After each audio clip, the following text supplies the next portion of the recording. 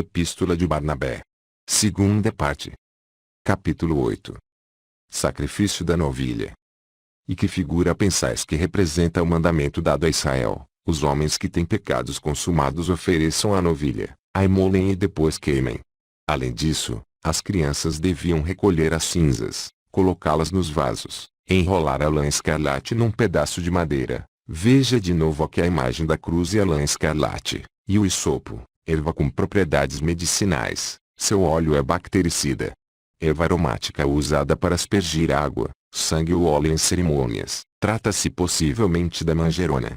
E assim, as crianças deviam aspergir todos os membros do povo, para que ficassem purificados dos pecados. Reconhecei como ele vos fala com simplicidade. A novilha é Jesus. Os pecadores que a oferecem são aqueles que o conduziram para ser imolado. Basta com esses homens. Basta com a glória dos pecadores. As crianças que fazem aspersão são aqueles que nos anunciaram a remissão dos pecados e a purificação do coração. A eles foi conferida a autoridade de anunciar o Evangelho, e são 12 para testemunhar as tribos, pois as tribos de Israel eram 12. E por que são 3 crianças que fazem a aspersão?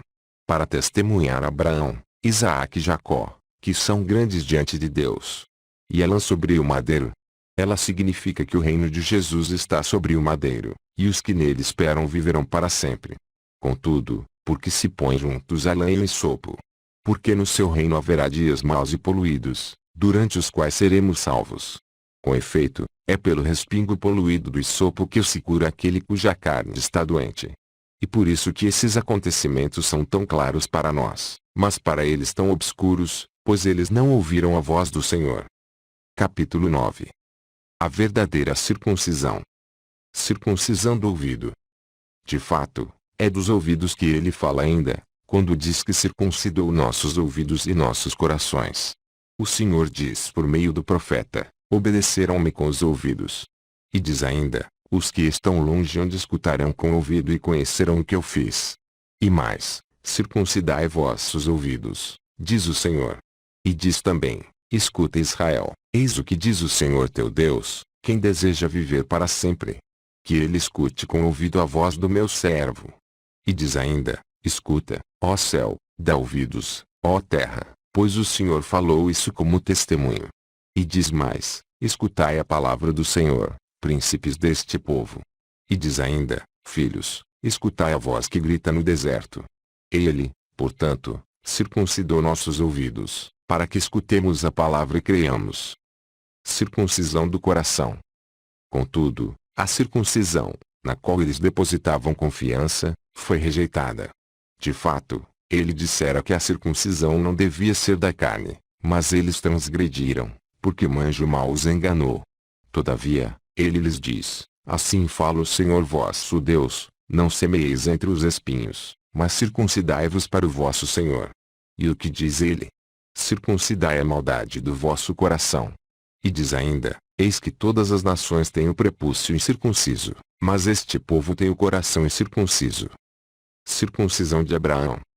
Vós, porém, direis: o povo recebeu a circuncisão como selo. Contudo, todos os sírios, os árabes e todos os sacerdotes dos ídolos também têm circuncisão. Pertencem também eles à sua aliança. Até os egípcios praticam a circuncisão. Filhos do amor, aprendei mais particularmente estas coisas. Abraão, praticando por primeiro a circuncisão, circuncidava porque o Espírito dirigia profeticamente seu olhar para Jesus, dando-lhe o conhecimento das 3 letras. Com efeito, ele diz: e Abraão circuncidou entre os homens de sua casa 318 homens. Qual é, portanto, o conhecimento que lhe foi dado? Notar que ele menciona em primeiro lugar os 18 e depois, fazendo distinção, os 300. 18 se escreve I, que vale 10, e H, que representa 8. Tens aí, I e H Souza igual a Jesus. E como a cruz em forma de T devia trazer a graça, ele menciona também 300 igual T. Portanto, ele designa claramente Jesus pelas 2 primeiras letras e a cruz pela terceira. Quem depositou em nós o dom do seu ensinamento sabe bem disto: ninguém recebeu de mim ensinamento mais digno de fé. Sei, porém, que vós sois dignos. Capítulo 10. Significado espiritual das prescrições alimentares. Primeira formulação. Moisés disse: não comereis porco, nem águia, nem gavião, nem corvo, nem peixe algum que não tenha escamas. Porque ele tinha em mente 3 ensinamentos. Por fim, ele diz no Deuteronômio: exporei a esse povo as minhas decisões. A proibição de comer não é, portanto, mandamento de Deus, pois Moisés falava simbolicamente. Eis o significado do que ele diz sobre o porco. Não te ligarás a esses homens que se assemelham aos porcos, isto é, que quando vivem na abundância, se esquecem do Senhor, mas na necessidade reconhecem o Senhor. Assim é o porco, enquanto está comendo, ele não conhece seu dono, mas quando está com fome, ele grunhe, e uma vez tendo comido, ele volta a se calar. Ele diz: também não comerás a águia, nem o gavião, nem o milhafre, nem o corvo. Isto é, não te ligarás, imitando-os, a esses homens que não sabem ganhar o alimento por meio do trabalho e do suor, mas que, em sua injustiça, arrebatam o bem alheio. Andam com ar inocente, mas espionam e observam a quem vão despojar por ambição. Eles são como essas aves, as únicas que não providenciam o alimento por si próprias, mas se empoleiram ociosamente, procurando a ocasião de se alimentar da carne dos outros. São verdadeiros flagelos por sua crueldade. Ele continua: não comerás moreia, nem polvo, nem molusco. Isto é, não te assemelharás, ligando-te a esses homens que são radicalmente ímpios e já estão condenados à morte. O mesmo acontece com esses peixes, são os únicos amaldiçoados, que nadam nas profundezas, sem subirem como os outros, permanecem no fundo da terra, habitando o abismo. Segunda formulação. Também não comerás a lebre. Por que razão? Isso quer dizer, não serás pederasta, nem imitarás aqueles que são assim. Porque a lebre, a cada ano, multiplica seus anos. Ela tem tantos orifícios quanto o número de seus anos. Também não comerás a hiena. Isso quer dizer, não serás nem adúltero, nem homossexual, e não te assemelharás àqueles que são assim. Por que razão? Porque esse animal muda de sexo todos os anos e torna-se ora macho, ora fêmea. Ele odiou também a doninha. Muito bem. Não serás como aqueles que cometem, como se diz, iniquidade com a boca por depravação, nem te ligarás a esses depravados que cometem iniquidade com sua boca. De fato, esse mal se concebe pela boca. Moisés, tendo recebido o tríplice ensinamento sobre os alimentos, usou linguagem simbólica. Eles, porém, o entenderam sobre os alimentos materiais, por causa do desejo carnal. Davi confirma o ensinamento. Davi recebeu o conhecimento desse mesmo ensinamento tríplice. Ele fala de forma semelhante: feliz o homem que não vai ao conselho dos ímpios, como os peixes que se movem nas trevas para o fundo, e que não para no caminho dos pecadores, como aqueles que aparentam temer ao Senhor, mas pecam como o porco, e que não se assentou na cátedra da pestilência, como as aves que se postam para a rapina. Aí tendes perfeitamente o que se refere à comida. Conclusão. Moisés, porém, disse: comei de todo animal que tem o casco fendido e que rumina. O que ele quer dizer? Que, tal animal, quando recebe a comida, conhece aquele que o alimenta, e quando repousa, parece que se alegra com ele. Disso bem, considerando o mandamento. Que quer ele dizer? Vinculai-vos àqueles que temem o Senhor, que meditam no coração sobre o sentido exato da palavra que receberam, que ensinam e observam as decisões do Senhor, que sabem que a meditação é alegre exercício e que ruminam a palavra do Senhor. O que significa o casco fendido? É que o justo caminha neste mundo e espera o mundo santo. Vede como Moisés legislou bem. Mas, para eles, como é possível compreenderem ou entenderem essas coisas? Nós, tendo compreendido exatamente os mandamentos, os exprimimos como o Senhor desejou. Por isso, Ele circuncidou nossos ouvidos e nossos corações, para compreendermos essas coisas. Capítulo 11. Profecias do batismo e da cruz, a água. Pesquisemos se o Senhor teve intenção de falar antecipadamente sobre a água e sobre a cruz. Quanto à água, está escrito que Israel não teria recebido o batismo que leva à remissão dos pecados, mas que eles próprios o teriam constituído. Com efeito, diz o profeta, pasma, ó céu, e que a terra trema ainda mais. Pois este povo cometeu mal duplo, eles abandonaram a mim, que sou a fonte viva da água, e cavaram para si mesmos uma cisterna de morte. Por acaso, o Sinai, minha montanha santa, é rocha deserta? Vós sereis como os passarinhos que voam, quando se lhes tira o ninho. E o profeta diz ainda: eu marcharei à tua frente, aplainarei as montanhas, quebrarei as portas de bronze, despedaçarei as trancas de ferro, e te darei tesouros secretos, escondidos, invisíveis, a fim de que saibam que eu sou o Senhor Deus. Tu habitarás numa caverna alta de rocha sólida, onde a água não falta nunca. Vereis o Rei em sua glória e vossa alma meditará no temor do Senhor. A água e o madeiro ele diz ainda por meio de outro profeta: quem assim age, será como a árvore plantada junto à corrente d'água, e que dá seu fruto no tempo certo. Sua folhagem não cairá, e tudo o que ele fizer terá sucesso. Não são assim os ímpios, não são assim.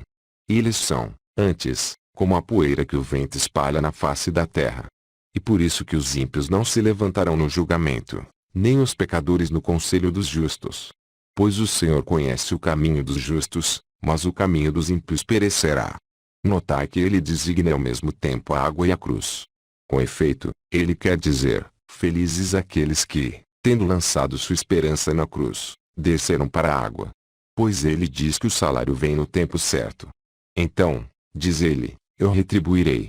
Mas para hoje, ele diz, sua folhagem não cairá.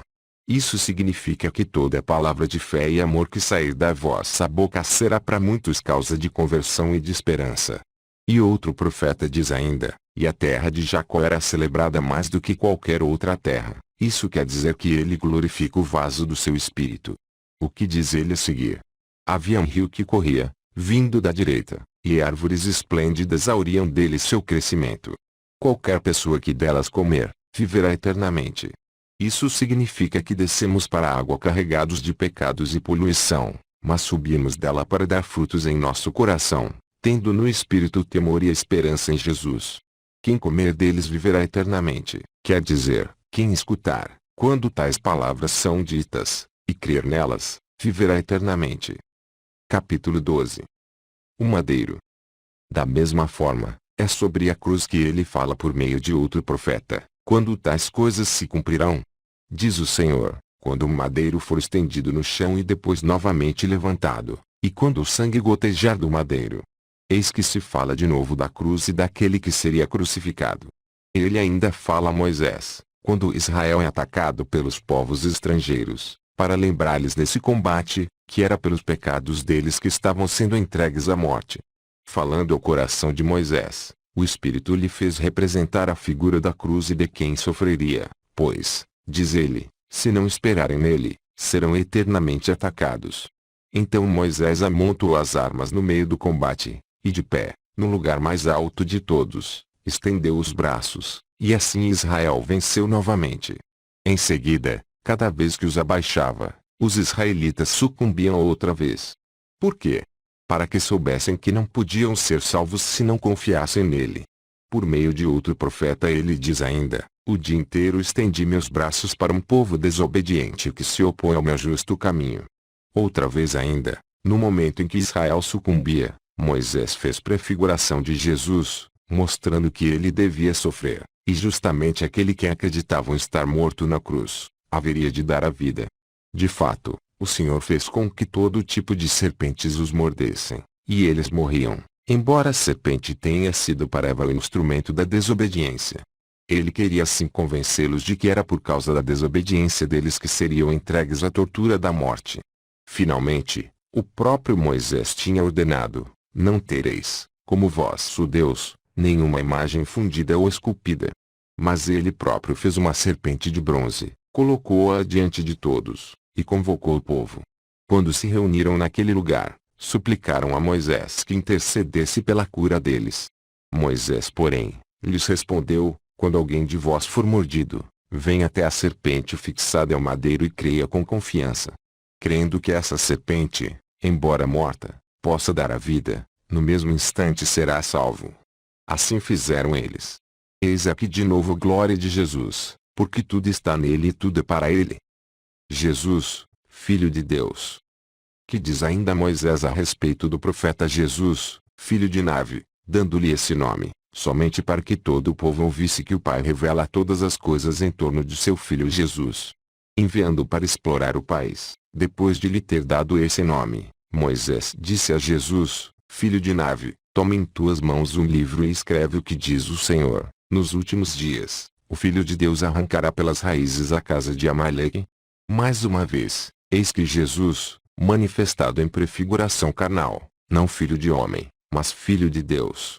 Porque diriam que o Cristo é filho de Davi, o próprio Davi, temendo e prevendo o erro dos pecadores, profetiza, disse o Senhor ao meu Senhor, assenta-te à minha direita, até que eu ponha os teus inimigos como estrado para teus pés. Isaías também diz, o Senhor disse ao Cristo, meu Senhor, eu tomei pela mão direita, para que as nações o obedeçam, e eu romperei a força dos reis. Vede como Davi o chama, Senhor, e não filho.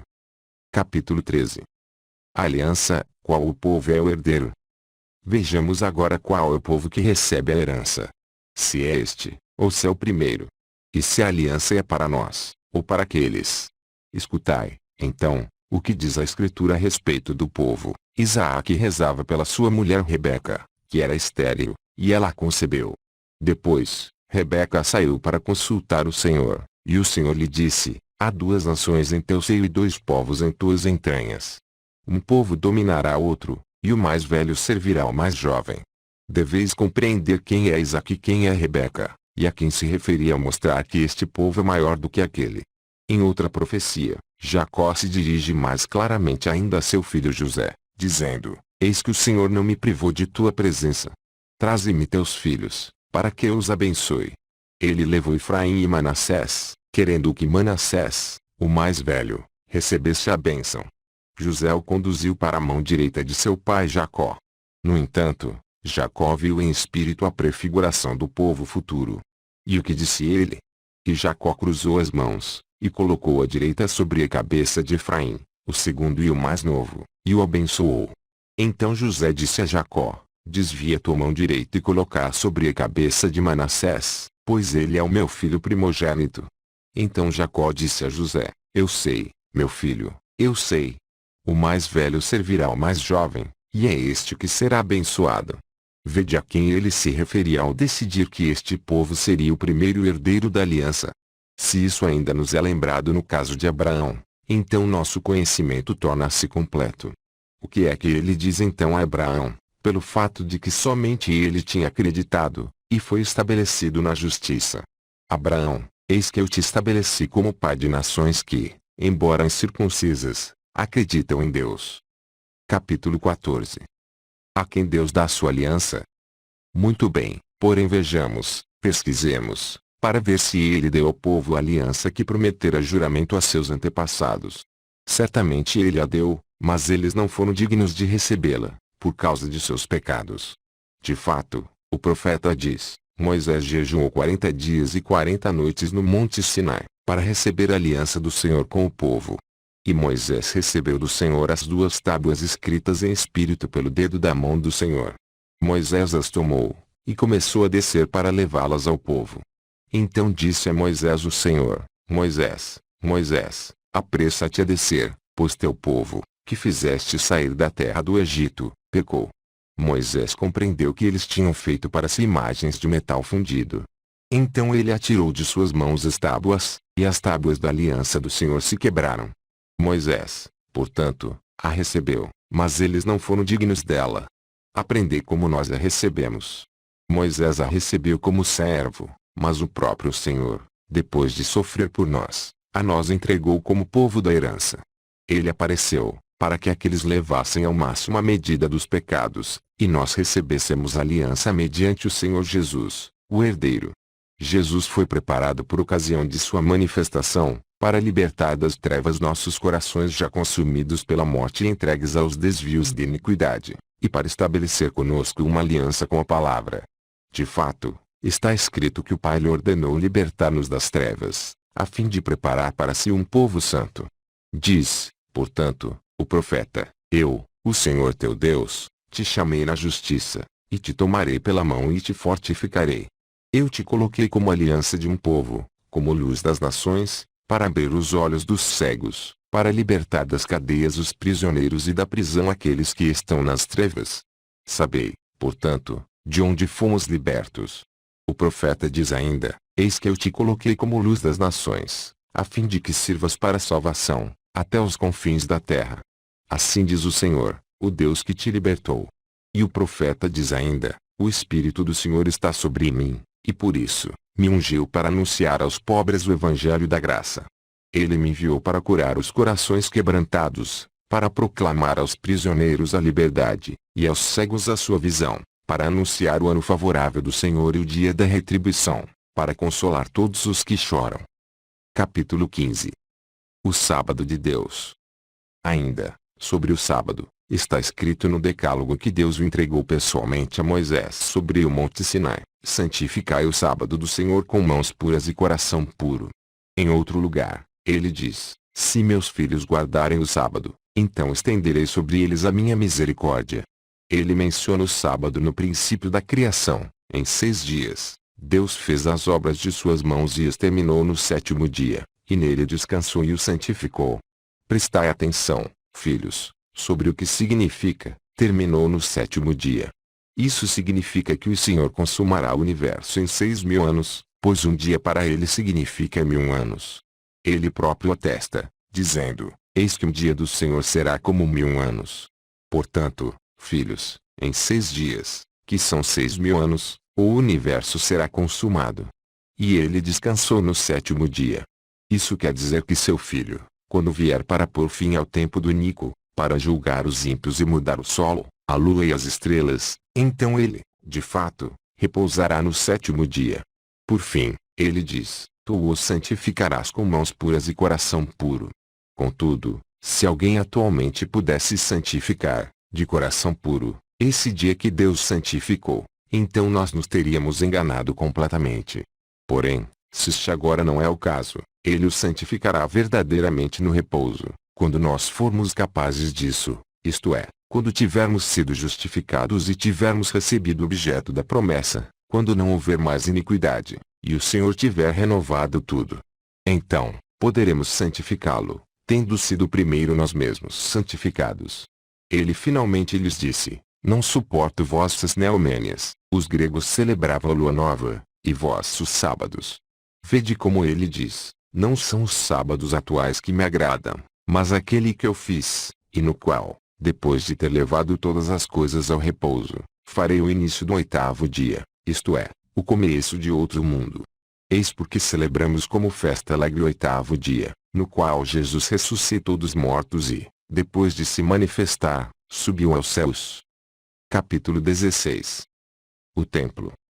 No que se refere ao templo, eu vos direi ainda como esses infelizes extraviados puseram sua esperança num edifício, como se fosse a casa de Deus, e não no Deus deles que os criou. Com efeito, quase como os pagãos, eles o consagraram no templo. Mas como fala o Senhor, abolindo-o, aprendei: quem mediu o céu com o palmo e a terra com a mão? Não fui eu? Diz o Senhor: o céu é o meu trono e a terra é o estrado dos meus pés. Que casa construireis para mim, ou qual será o lugar do meu repouso? Vede como era vã a esperança deles. Por fim, ele diz ainda: eis aqueles que destruíram esse templo, eles mesmos o edificarão. E o que está acontecendo? De fato, por causa da guerra deles, o templo foi destruído pelos inimigos. E agora, os mesmos servos dos inimigos o reconstruirão. Ele tinha igualmente revelado que a cidade, o templo e o povo de Israel seriam entregues. Com efeito, a Escritura diz: acontecerá no fim dos dias que o Senhor entregará à destruição as ovelhas do pasto, o aprisco e a sua torre. E aconteceu conforme o Senhor tinha dito. Indaguemos se existe um templo de Deus. Sim, existe, onde ele mesmo diz que o há de construir e aperfeiçoar. De fato, está escrito: quando a semana estiver terminada, será construído um templo de Deus, com esplendor, sobre o nome do Senhor. Acho, pois, que existe um templo. E como ele será construído sobre o nome do Senhor?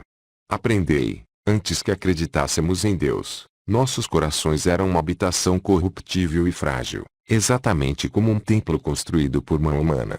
Com efeito, estava cheio de idolatria, e era casa de demônios, pois todas as nossas ações se opunham a Deus. Contudo, Ele será construído sobre o nome do Senhor. Estai atentos, para que o templo do Senhor seja construído com esplendor. De que modo?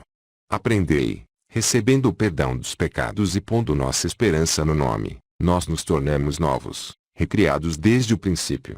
É por isso que Deus habita verdadeiramente em nós, tornando-nos sua morada. Como? Pela sua palavra de fé, pelo chamado da sua promessa, pela sabedoria das suas leis, pelos mandamentos da doutrina, e Ele próprio profetizando em nós, habitando em nós, abrindo para nós a porta do templo, que é a nossa boca, e dando-nos o arrependimento, Ele nos introduz no templo incorruptível. De fato, quem deseja ser salvo não olha para o homem, mas para aquele que habita nele e fala por meio dele maravilhado. Neomênias é o primeiro dia do mês, lunar, a lua nova ou Neomênia, era uma festa celebrada tanto entre os israelitas como entre os cananeus. Levítico 23 e 24, 1 Samuel 25 a 24, Isaías 13, Amós 8 a 5. Como o sábado, a lua nova, Neomênia, interrompia as transações comerciais, de não ter ouvido as palavras daquele que fala através de uma boca humana, nem de ter desejado ouvi-las. Esse é o templo espiritual construído pelo Senhor. Capítulo 17. Conclusão. Eu vos expliquei essas coisas com a maior simplicidade possível, e espero não ter deixado nada de lado. Com efeito, se vos escrevesse sobre o presente ou o futuro, não compreenderíeis, pois isso permanece em parábolas. Epístola de Barnabé. Parte 2, Moral. Capítulo 18. Os dois caminhos. Introdução. Sobre esse assunto, chega. Passemos para outro tipo de conhecimento e ensinamento. Existem dois caminhos de ensinamento e autoridade, o da luz e das trevas. A diferença entre os dois é grande. De fato, sobre um estão postados os anjos de Deus, portadores da luz, e sobre o outro, os anjos de Satanás. Um é Senhor de eternidade em eternidade, o outro é príncipe do presente tempo da iniquidade. Capítulo 19. O caminho da luz. Este é o caminho da luz. Se alguém quer andar no caminho e chegar ao lugar determinado, que se esforce em suas obras. Eis, portanto, o conhecimento que nos foi dado para andar nesse caminho. Ama aquele que te criou. Teme aquele que te formou. Glorifica aquele que te resgatou da morte. Sê simples de coração e rico de espírito. Não te ligues àqueles que andam no caminho da morte. Odeia tudo o que não é agradável a Deus. Odeia toda hipocrisia. Não abandones os mandamentos do Senhor. Não te engrandeças a ti mesmo, mas sê humilde em todas as circunstâncias. Não te arrogues glória. Não planejes o mal contra o teu próximo. Não te entregues à insolência. Não pratiques a prostituição, nem o adultério, nem a pederastia. Não divulgues a palavra de Deus entre pessoas impuras. Não faças diferença entre as pessoas, ao corrigir alguém por sua falta. Sê manso, tranquilo, respeitando as palavras que ouviste. Não sejas vingativo para com teu irmão. Não fiques hesitando sobre o que vai ou não acontecer.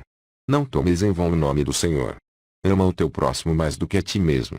Não mates a criança no seio da mãe, nem logo que ela tiver nascido. Não te descuides de teu filho ou de tua filha. Pelo contrário, dá-lhes instrução desde a infância no temor do Senhor. Não cobices os bens do teu próximo. Não sejas avarento, não te juntes de coração com os grandes, mas conversa com os justos e pobres. Aceita como boas as coisas que te acontecem, sabendo que nada acontece sem o consentimento de Deus. Não sejas dúplice no pensar e no falar, porque a duplicidade é armadilha mortal. Sê submisso a teus senhores, com respeito e reverência, como a imagem de Deus. Não des ordem com rudeza ao teu servo ou à tua serva, pois eles esperam no mesmo Deus que tu, para que não percam o temor de Deus, que está acima de uns e de outros. Com efeito, ele não vem chamar a pessoa pela aparência, mas aqueles que o Espírito preparou. Compartilha tudo com o teu próximo, e não digas que são coisas tuas. Se estais unidos nas coisas incorruptíveis, tanto mais nas coisas corruptíveis. Não sejas loquaz, porque a boca é armadilha mortal. O quanto podes, sê puro com a tua alma. Não sejas como os que estendem a mão na hora de receber, e a retiram na hora de dar. Ama, como a pupila do teu olho, todo aquele que te anuncia a palavra de Deus. Lembra-te noite e dia, do dia do julgamento. A cada dia, Procura a companhia dos santos.